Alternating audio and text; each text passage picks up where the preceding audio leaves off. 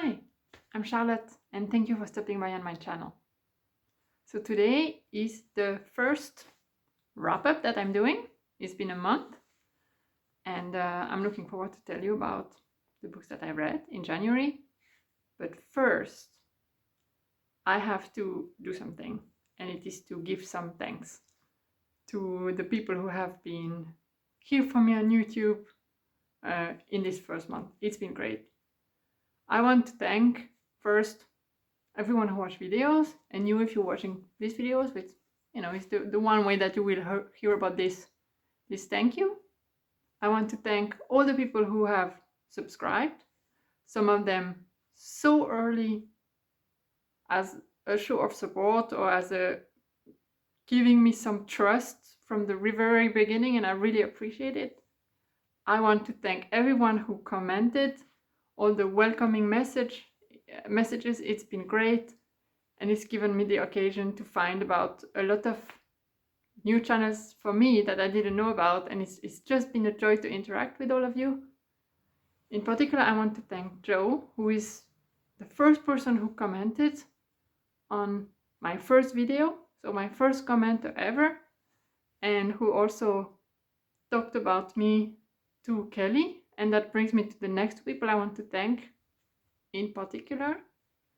And it is Kelly from the channel Books I Don't Read, and MJ from the channel Reading This Life, who gave me shout outs in the videos, and it's thank you so much. I don't know what else to say. It's been great to feel like people have been watching it and liking the videos enough that they want to talk about it on their own channels, in their own videos. So thank you so much. And I have definitely seen and also seen directly in comments that people have been watching your videos and then coming over here. And I hope that they found something that they liked. Okay, so, oh, no, I have one more person that I want to thank. It's Laura from Laura on Air, because she wrote very quickly and we have been talking a little bit on the comments, and it's nice to find out the channel about someone who lives actually very close to me, Zurich and Milan, where she lives. I think that's where she lives, or maybe 3 hours from each other by train. So it's been nice to think about someone quite close to me, also that I can also interact with on YouTube and talk about books that we love. Okay, I think that was it for this part, and I will go on to tell you about my wrap-up, and then I will finish with a small kind of retrospective of this first month, and then a few things that you might expect for the upcoming weeks. Okay, so in this wrap-up video, I will present to you A Natural History of Dragons by Mary Brennan, A Net for Small Fishes by Lucy Jago, Taste by Stanley Tucci, then The Silent Duchess by Dacia Maraini, and finally The Pachinko Parlour by Élisa Shua Dusapin. I'm trying on this format where I tell you right from the beginning what is to expect, because I've seen it done in the wrap-up video of one booktuber I like, called Amélie, who is a French-speaking booktuber, does videos in French. She's Belgian, she lives in Brussels. I think she's quite a well-known French-speaking booktuber. I like her videos very much, and I think it's nice that you know in advance, in a wrap-up, what's gonna happen. And as you see, those are only 5 books, and that's kind of what to be expected from me as far as amount of reading for a month. That's how much I read. I thought for a while there would be more books this month, because I was taking some, I was in advance on my program, but then didn't happen. So it's gonna be 5, and it's gonna be fine. All right, now let's go in detail a little bit about the books. First book I finished. Actually, I started it the 31st of December in the evening, because I didn't go out for New Year's because, you know, COVID and things, and it was the situation. It was a nice New Year's Eve, by the way. Like, don't feel sorry for me. And I decided to start this book. And I already talked a little bit about it in another video I did about my current fantasy projects, but basically, A Natural History of Dragons is the first tome in a series of fantasy books set in a kind of pseudo-regency time in an imaginary world that looks like 18th century Europe, at least for now, called The Memoirs of Lady Trent. And Lady Trent is basically the narrator of this book, and as the title says, it's written in a memoir style. And in this episode, in this first tome, we follow Isabella Trent, Lady Trent, from her being a young girl who discovers that she's very passionate about dragons, which in that world are basically another animal in the animal kingdom. They don't speak, they don't have magical abilities, at least for now. They're just a little bit mysterious and difficult to approach because they're big and kind of dangerous. And she discovers she's very passionate about them as a young girl, but because of who she is and the society she lives in, she has some obstacles to overcome. She cannot just go and look at dragons. And then in this book, we find out how she goes on her first scientific expedition to observe and learn about dragons and document her learnings and observations. I liked it. It was a great start in the year. It's quite fast-paced. It's not very complicated. It lets itself be read easily. It has nice illustrations to it throughout the book. And I think it has a witty and very personable heroine. So I'm just looking forward to go on with Lady Trent's adventures.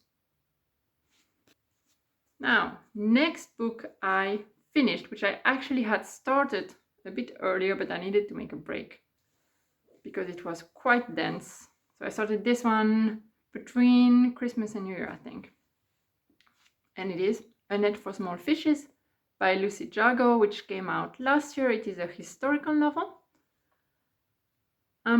It is based on a true story that happened in London in the 18th century, in the 17th century. Sorry, I have my notes here so that I don't say too many wrong things. I already started, but I can correct myself at least. And it is, so it follows a story that is known as the Overbury Scandal. I won't say more, because then if I say more about the story, it will spoil the book. But if you want to find out more about it, go and check it. For example, on Wikipedia, there is a whole page about it. And basically, in this book, we follow two women. Anne Turner, who is kind of part of the higher middle class. Her husband is a doctor, and she is his wife, but she's not only a doctor's wife, they work together in a lab, and she patented a chemical recipe for dyeing cloth yellow using saffron. So like the color of the book definitely is a reference to this part of her life. So one of the two people is Anne Tyler, and then she starts a very intense and lasting friendship with Frances Howard, a woman who is much younger than her. So at the start of the book, Anne Tyler is in her early 30s, and Frances Howard is, I think, 17 years old. She's a young duchess, I believe. Yeah, she's a young duchess who was married at 14 years old, which is kind of what was the normal age to marry noble daughters in the 17th century. She was married to a man more or less her age, and who is mistreating her badly. And those two women decide to ally to each other to try and get out of the difficult life situations they are in. And it leads them through kind of dangerous path, let's put it like that. And I really, really like this book. The style is really nice, kind of contemporary writing. It is dense though. So one thing is the book is quite big. It's a paperback, but it's a big paperback, and it's written very small. So it took me ages to read it. It also uses some words that I'm not really used to, you know, as a modern English speaker, especially since it's not my native language. But it's still I think very efficient writing, and it depicts a truly great female friendship that is complex. There are complex characters.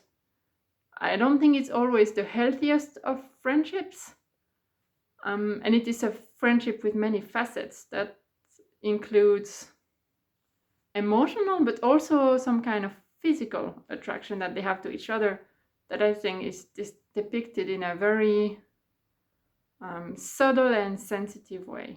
And I really, really like this book. It was a good literary start for the year, or like kind of going over book. Even though I had to make a break, it's not because I didn't like it, it's just because my head was in a space where I needed something a little bit lighter, a little bit easier to digest. After this, one day I went for a walk, and I happened to have in close proximity to my house a small independent bookshop that sells books in English, and it's really a nice place. I will show it to you at one point, but when the weather is nicer, otherwise it's a bit sad. And I saw from the outside that they had this nice hardback edition of Taste by Stanley Tucci, and I've been watching since the fall. I've been watching Greg on a channel called Supposedly Fun. I really like his videos. I really like his reading tastes. There is kind of a lot of overlap with me. Not only, but I like his videos. I always find interesting things. And he's been raving about this book. And I don't really read memoirs. So this book is a memoir written by Stanley Tucci. But what it has that I was fully into is that it's a book, as it says. It's basically an account of his life through the food he ate and loves. And that speaks to me, because food is one of the most important parts of my life. Not a joke. I love cooking. I love eating. I remember meals I've eaten years ago. It's one of my passions, truly. And it's not in a snobbish way. I like all types of food. I like simple food. I like sophisticated food. I'm into food. And that is something that he deeply shares. And he also talks a lot about how food is part of what is transmitted through families, and how food builds a family's legacy and identity through recipes that are passed down generations. And to some extent, it's something I also find the relationship we have to food is something that shapes not only my close but also my extended family. So I really love reading this book. Stanley Tucci, I'm not a big fan of the actor. I like him. I had no preconceived opinion about him. I really liked his voice. I heard the audiobook of it is great. I read it because that's how I wanted to consume it, but I'm sure it would be really nice to hear his voice telling you the stories. He's had an interesting life. He's moved around, but he focuses a lot on the fact that his parents and grandparents were Italian, and then they came in the early 20th century, where his grandparents came in the early 20th century to the United States, like New York suburb area, and they brought with them their traditions, which included their culinary traditions. And so Stanley Tucci has grown up eating some food made by Italian immigrants to the United States. And this is a big part of his, how should I say that, of his food identity, but also of his personal identity. And what is great in this book is that you get lots of recipes. And I've already tried 2 of them and they were delicious. They are simple recipes. They are things you can make every day. They are fast to make. And they really inspired me to make things. I wasn't that hungry at some point during the month. And this book helped me out to go back to my kitchen and start making some hearty, tasty, healthy food. It was great. So yeah, if you like memoirs, if you like Stanley Tucci, or if you just like food, try this out. You won't be disappointed. Also, super funny. Very funny book. I laughed out loud several times, which don't always do when reading books, even funny ones. Not that I read that many funny books. Anyway, it was great. And then actually, Taste is also one of those books that I read within another book as kind of a secondary read, because the one book I started actually when I finished A Net for Small Fishes was The Silent Duchess by Dacia Maraini. This novel is an Italian novel that was written in 1990 by Dacia Maraini, who is kind of a figure of 20th century Italian literature. She's still alive, but she wrote, she started writing, I think, something like in the 60s. I didn't know about her. This has nothing to do with her, with how famous she is. It has to do with my own ignorance. I'm not really good at contemporary Italian literature, but I'm really happy that I tried this. I tried it. I ordered this book on a whim because the publishers that published this novel are people I trust, and I kind of like the title and the cover image. They were speaking to me. And I decided I was just going to read it pretty quickly because otherwise I would forget about it.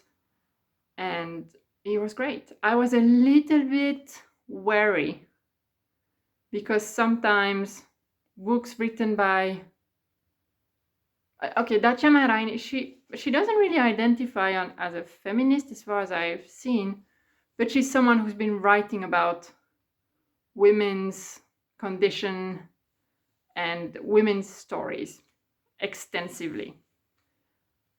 But of course, she's someone who was born in the first half of the 20th century, and this comes with a set of views on women's condition and feminism that are not necessarily the same as the ones that we have now. And so I was a little bit wary of what I would find in this book, and if there would be some parts that I would find a bit outdated or not what I wanted. But it was great. I really, really liked it. Shortly, the story of this book. So we talk about it. It's about a young woman called Marianna Ocria, who is deaf. She's a little girl. She's deaf. She thinks she used to hear sounds, but everyone around her tells her it's not true. She's been deaf since birth. And so she's kind of built this sensory system where she uses her sense of sight and smell and taste, and it's a very sensory book in the descriptions. And then she also imagines sounds made by things and voices of people, and I found these descriptions just beautiful. So anyways, Marianna is deaf, and she's married off very young, I think also at 13 or 14 years old, to her uncle, which is so creepy on so many levels. But again, it's kind of part of how people used to do things in 17th century Europe, apparently. But it's definitely, it's very creepy. And then we follow her life, basically from then on. We follow her life as she gets married, she has children.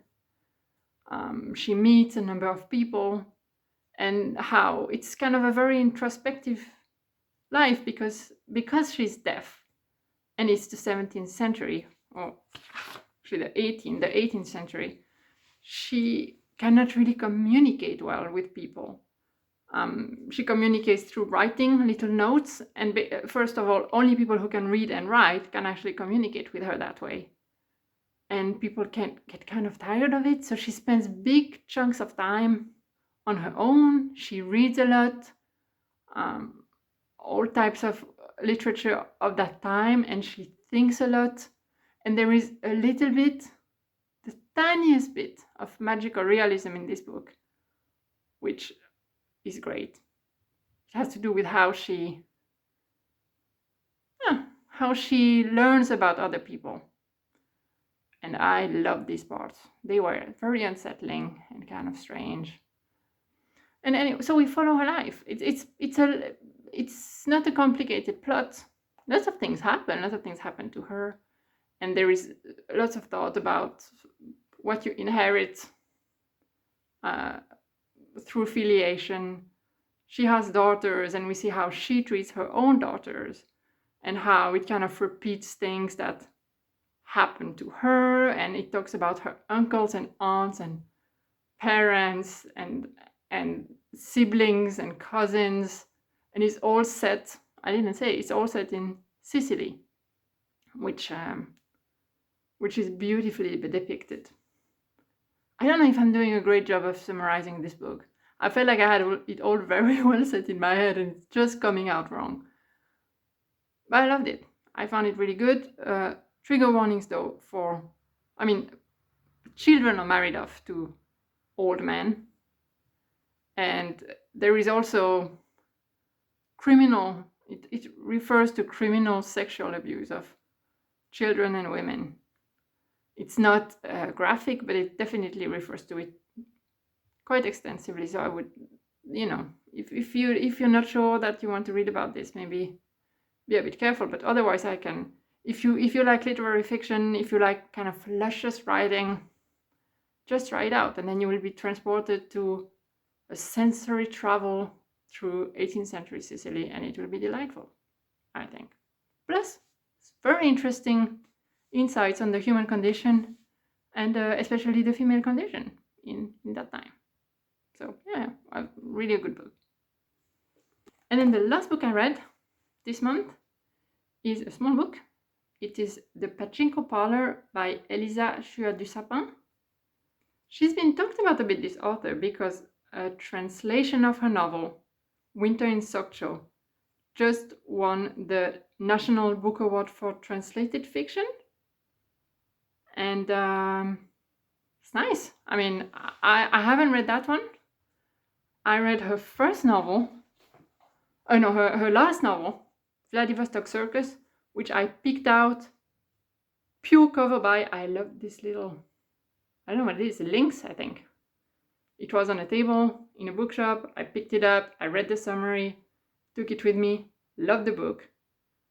And then I realized she's kind of people were talking about her. I didn't know about it because I don't read a lot of reviews for French-speaking literature. But then I really liked it, so I found this one after this, and I got it, The Pachinko Parlour. And this one will be translated to English. I think it's coming out next summer. I will put the time when it's coming out.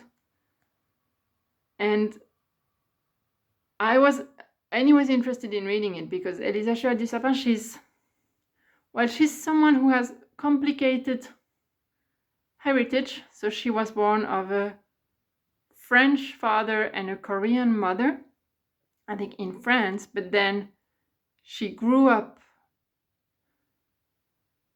in large parts in Switzerland. She was scholarized in Switzerland, and that she attended a school for creative fiction that is quite famous here, that has spawned some interesting new voices of Swiss French, and also Swiss German, of Swiss literature. And so I read her first novel kind of on a whim, and I loved the style, and then I decided just to pick up her other ones. And this one is the second novel. It came out in 2018. And It is the story of a young girl who goes to Japan to see her grandparents who came from Korea, from South Korea, which at the time was just Korea, and opened a Pachinko Parlour in Tokyo. And she's trying to organize with them a trip to go back to Korea, where they haven't been in something like 50 years since they left. And at the same time, she's teaching French to a young Japanese girl during the girl's summer holidays. And we follow her life, and we follow her introspective. It's a very kind of, how should I say that? It's a contemplative novel, kind of. The style is very contemplative, as it was in Vladivostok Circus. And it feels a bit haunted. It feels nostalgic, although it's a contemporary story. It's just the way it's told with little touches, and it feels like a lot is left unsaid or unwritten. And it feels like an elegy. It's just such a lovely, lovely style. I think she's a very interesting writer. Personally, I didn't love the story in this one as much as I loved the one in Vladivostok Circus, because I kind of found the narrator a little bit, the protagonist, she's not the narrator, I found her a little bit annoying. It's a story about misunderstandings within family, and I wasn't always sure that I really understood what the issue was that she had, and so it felt sometimes a little bit, I didn't really understand all of her behaviors and reactions. But still, the style was great. Lots of people have loved this book, and it's always interesting to read one of her novels. And they're very short. We're talking, I think it's 150 pages, written quite big in this edition. Just a lovely, if you have a couple of hours, lovely, interesting, again, weirdly nostalgic in a contemporary setting. Ooh, it's just really good. Very unique style of writing. And that was my last read. And then I moved around. Then I thought I might have a sixth book. But then I quickly realized that was not going to happen, because the sixth book I started was Nightwood by Juno Barnes. I won't tell you a lot about it. Basically, it's a kind of a 20th century classic written in the 1930s, I think 37, something like that. Yeah, no, 36. About life in Paris in the 1920s. And it is dense. That's dense literary prose. I'm liking it a lot. I'm not sure I'm getting everything, because I think it's a little bit above my language understanding level, and I'm reading it very slowly. So that's going to be a book for February, but it's fine. I'm happy with it. I'm good with that amount of reading, and I'm happy I didn't pressure myself into finishing this for this video. All right, so those were all my books that I read. I hope you could get some things from my descriptions. I feel like some of them were a little bit erratic. I'm sorry. I'm gonna work on this for the next wrap-up. And now that was it for the books. I'm just gonna go on to a little bit of kind of a retrospective of this first month and what I'm planning to do for the next month. If you're not interested, feel free to go. Thank you very much for listening to this wrap-up. If you're still here, I learned a lot this first month.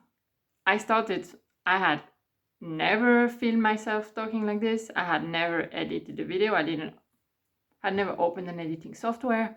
I didn't know how you uploaded videos to YouTube. I didn't know anything, so I learned everything. I learned how to make a thumbnail. I'm still not 100% happy, but that's the best I can do for now, and so I'm gonna keep them like this for now. And it's been a great experience. I also learned one thing, which is kind of a teaser for a video I'm gonna put out in the next weeks. I learned how hard it is to make focused picture from a fast moving train. It's been a pain, but it was, I learned skills, life skills, if you will, if you will. I also learned that I'm not yet ready to do vlogs. I don't know when it's gonna happen, but not yet. I thought it would be something I wanted to do, and then I started one, and halfway through I was like, no, not gonna happen. Not what I want to do right now. I still want to put some out. I really like watching vlogs. I think vlogs are nice. They allow you to go a bit deeper into the reading experience. Reading vlogs, mostly. But I don't. It's gonna come later if it comes at all. And also, I'm trying to keep up with answering commentaries and watching all these new channels that I found about. But you know, it's taking some time. It's gonna happen. I'm doing my best. I'm also not trying to put huge amounts of pressure on myself, because that's not why we're doing this. And now we're gonna start February. So first thing I will do in February is finish Nightwood. And then, because February is my birthday month, I made a sort of pseudo TBR for February. I'm not gonna tell you what it is in case it changes. But I have like a good idea of what I'm gonna read, and I think it's gonna be nice. Translated literature, some classics, a little bit of literary crime fiction. I think it's gonna be a fun month. And also, I'm already thinking of new videos. So things are gonna keep coming once a week, like this first month. And now that was really all. So I hope this was interesting for you. Thank you very much for watching this video, and I'm looking forward to talk to you again soon. Bye.